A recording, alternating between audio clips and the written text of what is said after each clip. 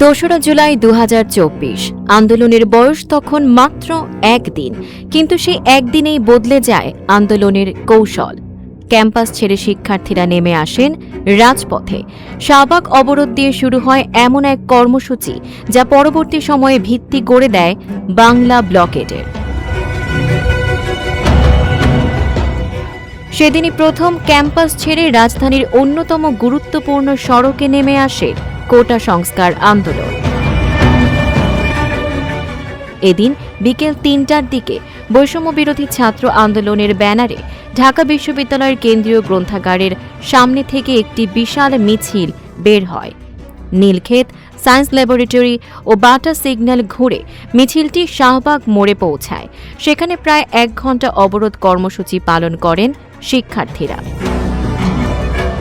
এতে রাজধানীর অন্যতম ব্যস্ত এই মোড়ে যান চলাচল বন্ধ হয়ে যায়।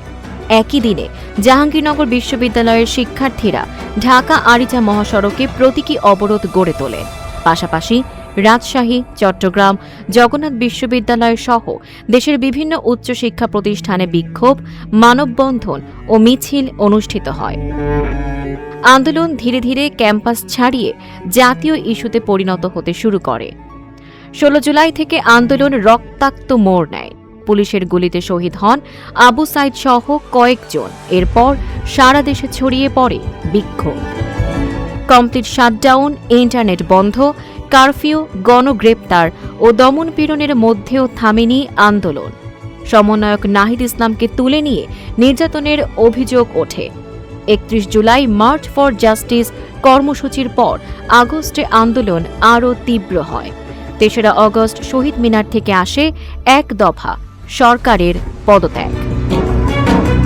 এরপর ৫ আগস্ট লাখো মানুষের ঢলে ভেঙে পড়ে ক্ষমতার মসনদ। প্রধানমন্ত্রীর পদ ছেড়ে দেশ ত্যাগ করেন শেখ হাসিনা।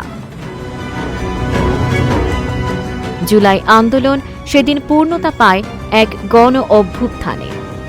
আজ পেছনে ফিরে তাকালে স্পষ্ট হয় ২রা জুলাই ছিল সেই মোড় যেখান থেকে কোটা আন্দোলন রাজপথে নতুন গতি পায় এবং ধীরে ধীরে গণ অভ্যুত্থানের পথে এগিয়ে যায়। Tanjima Nowrin, face the people.